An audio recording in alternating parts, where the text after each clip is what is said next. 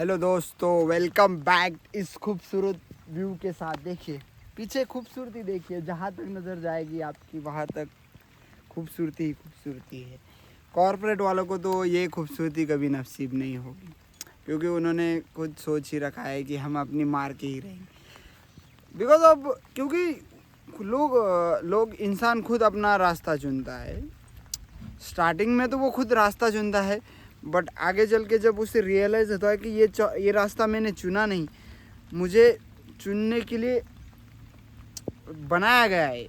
जिस तरह से हम सोसाइटी को वर्क करती है, हमारी सोसाइटी वर्क करती है ना, तो ये वो रास्ता वो खुद रेडी करके रखा है उसने, कि बताया है, दिखाते हैं कि आगे ये सपने हैं। स्कूल कॉलेज हर जगह पे यही सपने दिखाए जाते हैं कि आगे तुम जाके ये बनोगे, वो बनोगे, ये करोगे, वो करोगे, ऐसी पोजीशन होगी, तुम इस कंपनी के सीईओ बनोगे, ये कंपनी तुम्हारी होगी, तुम कंपनी बिल्ड करोगे और राज करोगे दुनिया पे। ऐसे बड़े बड़े सपने दिखाए जाते हैं। और बाद में क्या बनता है, ठेंगा बेंचोद। बाद में ऐसा ठेंगा मिलता है हमें जो कि किसी काम के नहीं आता। ऐसा ही चलता है बेंचोद लाइफ में। तुम कुछ भी कर लो, तुम एट द एंड तुम्हें यही रियलाइज़ होगा कि ये तुम्हारा रास्ता नहीं था, ये तुम्हें किसी के द्वारा दिया गया था, ये आपने चूज़ करा हुआ हो ही नहीं सकता। और आदमी का तो ऐसा ही है बेंच। आज जो ये पीछे देख रहे हो, ये खूबसूरती है, कई सालों के बाद ये नहीं रहेगी, क्योंकि आदमी ने जिस जिस चीज़ को छुआ है, या जिस जिस चीज़ जो है वो उसके संपर्क में आई है या कांटेक्ट में आई है ना, तो वो चीज़ पूरी तरह से तबाह हो चुकी है। वो बस चीज़ों को तबाह करने में लगा है। हर चीज़ को वो बस तोड़ना चाहता है, तोड़ मोड़ के बस खुद का पेट भरना। वो खुद का पेट भरने के लिए ना लाखों हज़ारों चीज़ों को तोड़ सकता है। और वो यही करता आ रहा है, हज़ारों साल से यही करता आ रहा है। डेवलपमेंट के नाम पे, ये करने के नाम पे, वो करने के नाम पे, बस चीज़ों को तोड़ना जो है उसे वो चीज़ें कभी भी रास नहीं आए।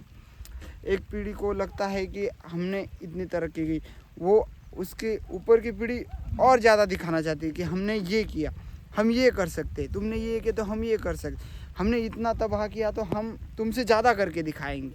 और बस एक दूसरे के दुश्मन बनते जा रहे हैं। इस चीज़ में भूल ही जा रहे हैं कि हमें करना क्या है। बस इसको मारना, इसको काटना, ये करना, वो करना, यही चलता आ रहा है। डे टू डे लाइफ में यही चलता आ रहा है। तो नो वन इज, मतलब कोई चाहता ही नहीं कि वो खुश रहे, और उसकी इच्छा ही है कि वो खुश होए।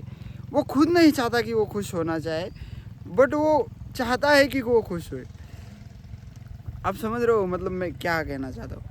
अगर उसे खुश होना आता तो वो खुशी के जो चीज़ उसे खुशी देगी वो उसके रास्ते पे चलता, बट वो उस रास्ते पे नहीं चलता, क्योंकि वो रास्ते पे चलता है जो लोगों ने उसके लिए बना के रखा है, जो पाथ लोगों ने उसके लिए रेडी करके रखा है वही करते। माँ बाप भी बच्चों को भेड़ बकरियों की तरह वैसे ही ढकेलते रहते हैं, और उन्हें ये दिखाते रहते हैं कि यही करना है और यही जीवन है। और एट द एंड, ऐसा एट द एंड नहीं, मिडल में ही आपको समझ में आ जाता है कि लाइफ के कि नहीं, शायद कुछ तो गलत हो गया है। और तुम देखते हो कि अब पीछे जाने के लिए रास्ता भी बहुत पीछे छूट गया है। अब यहाँ से पीछे जाना मतलब तुम्हें पूरी चीज़ों पे चल के जाना पड़ेगा। उन सारी चीज़ों को डिस्ट्रॉय करना पड़ेगा जो तुमने आज तक बनाए रखी थी, जो सोच रखी थी तुमने, उन सारी चीज़ों को तोड़ना पड़ेगा। तुम्हें हर वो चीज़ तोड़नी पड़ेगी जो तुमने आज तक उसके सपने सजाए रखे थे। और ये करना बहुत कठिन हो जाता है। इसलिए लोग क्या करते हैं, वही लाइफ कंटिन्यू जीते चले जाते हैं, हमेशा वही लाइफ जीते चले जाते हैं। अब वो इतनी हिम्मत नहीं जुटा पाते कि यार मैं यहाँ से मैं पीछे नहीं जा सकता, ये जो है यहाँ से मैं रास्ता चेंज नहीं कर सकता।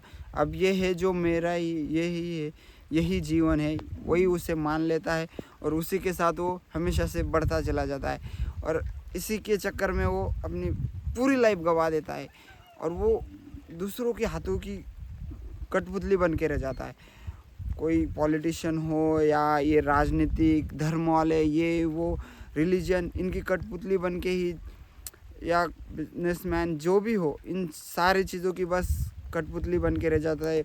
वो जैसे चाहते हैं वैसे उसे नचाते हैं और आदमी नाचता चला जाता है। उसे फ़र्क नहीं पड़ता बिल्कुल कि उसके लाइफ में क्या हो रहा है, और फ़र्क भी पड़ेगा तब भी वो इतना थक चुका होता है कि वो सोचता है कि अब मुझ में इतनी ज़्यादा कैपेसिटी नहीं है, इतनी ज़्यादा हिम्मत नहीं है कि मैं ये चीज़ बदल पाऊँ।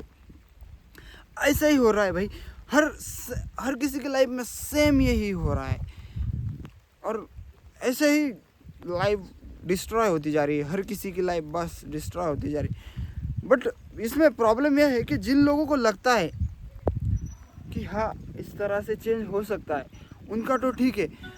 बट जो वो लोग हैं ना, जिन्हें लगता है कि हाँ भाई, जो वो लोग हैं जिन्हें लगता है कि उनका जो लाइफ है, समझ लो, जिन्हें कुछ पता नहीं इन चीज़ों के बारे में कि हाँ ऐसा भी एक जीवन हो सकता है, उनकी तो लाइफ डेथ है। चलो, उनका तो कोई, जिनको मतलब सफरिंग क्या है इसका ही कोई अनुभव नहीं है, तो उन्हें सफरिंग का कोई मीनिंग, सफरिंग से कोई फ़र्क भी नहीं पड़े। पर जो लोग सफरिंग कर रहे हैं वो हर रोज़ डे टू डे लाइफ में हर रोज़ सफरिंग करते हैं। हर मिनट, हर सेकंड, हर समय वो सफरिंग ही करते रहते हैं, और इसी सफरिंग में उनका लाइफ पूरी तरह से ख़त्म हो जाता है।